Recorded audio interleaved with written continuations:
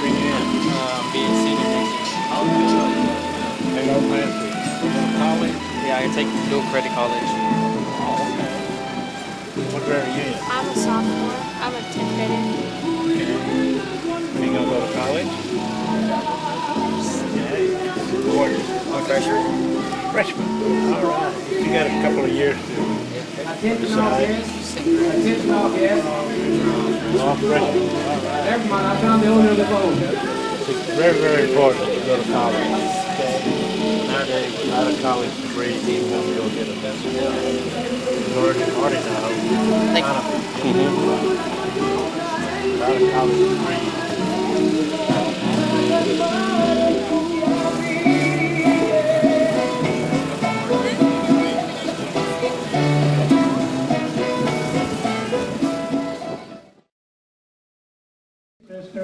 Hope Ralph is right here helping me with the books.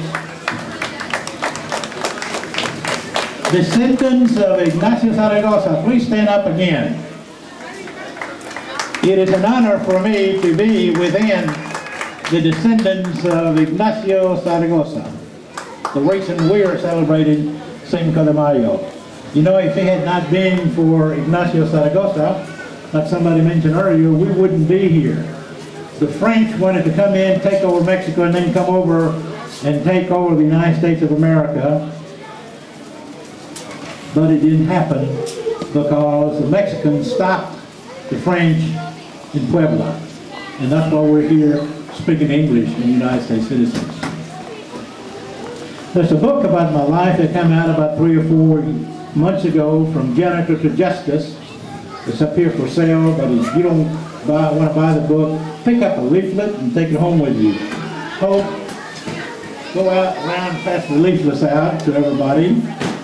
Jamie and Janet can help you. The purpose of the book. The sole purpose of the book is I'm hoping that even if it's just one young student that's feeling that they cannot go to college can read the book and say, if Felipe did it, I can do it too. Let me tell you a little bit about me. First of all, when I started the first grade in 1951 in Alamo, Texas, in Alamo County, I could not communicate in English. I spoke absolutely no English.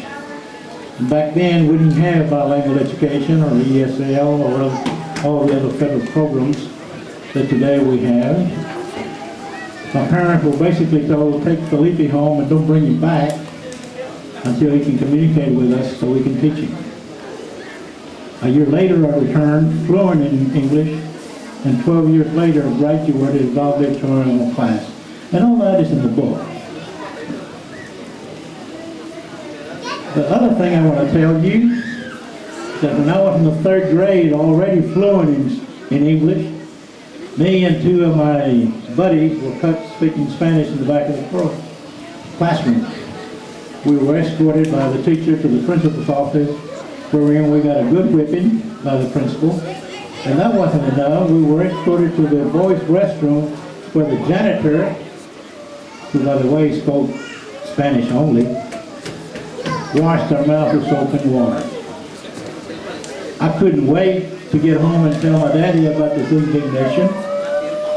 I just knew that if my daddy heard the story, he would go to the school authorities the next day and get them squared away. But I had done nothing wrong other than hablar la lengua de mi padre y mi madre. So I felt humiliated, and I knew my daddy was going to defend me. Well, I was wrong, but when I told my daddy, he took me into the bedroom and gave me another spanking. And he told me, Felipe, how can I send you to school to learn English and you go to school and disobey your teachers? So I'm spanking you because you disobeyed your teachers, not because you spoke Spanish. You know, my brothers and sisters grew up very, very poor family in Moody. How many of you know what Moody was? Unfortunately, we've been in the news here the last few evenings. But anyway, that's the bad part of Moody. The good part of Moody is me, bypassed to Moody. My brothers and sisters could not participate in extracurricular activities because we had to go chop cotton. As soon as the bell rang at 3:50 and 3:20, my daddy would be there picking up to take to the cotton fields of Moody, Texas to pull and chop cotton. After I got my undergraduate degree from Baylor University, I went to work at the McLean County Courthouse as a probation officer. Then that's where I met the judges and the lawyers, and I decided to go to law school. I had to quit my job during the day and go to work at night as a janitor. And my father helped me get a job in the 10th Court of Appeals as a janitor working at night. Then, 31 years later, Governor Perry helped me realize that dream. The dream that I had was that someday, many times after I finished my homework at 2 or 3 in the morning, there were portraits of every justice that has ever served in the 10th Court of Appeals hanging on the wall. And I started dreaming back then that someday I want to be a justice on this courtroom. I want to wear a black robe like the justices. And someday I want my portrait hanging on this wall. And I'm here to tell you that on March the 18th of this year, the 10th Court of Appeals had a special ceremony unveiling that portrait of Felipe Reyna, which now hangs on the wall of the 10th Court of Appeals. And if you have never been to the 10th Court of Appeals, it sits on the 4th floor of the McLean County Courthouse. And that portrait is the last one that got hung. And the important thing about that portrait, not that it's Felipe Reyna, but it's the only Hispanic hanging on that wall. So if any of your children ever think they cannot go to college, I cannot make it,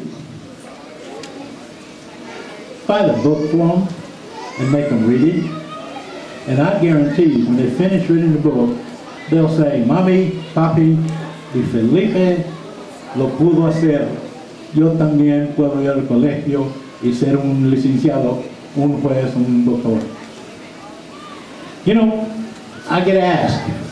I make speeches all over the state of Texas, and people invariably will come up to me and ask me, Judge Reyna, are you proud to be Hispanic?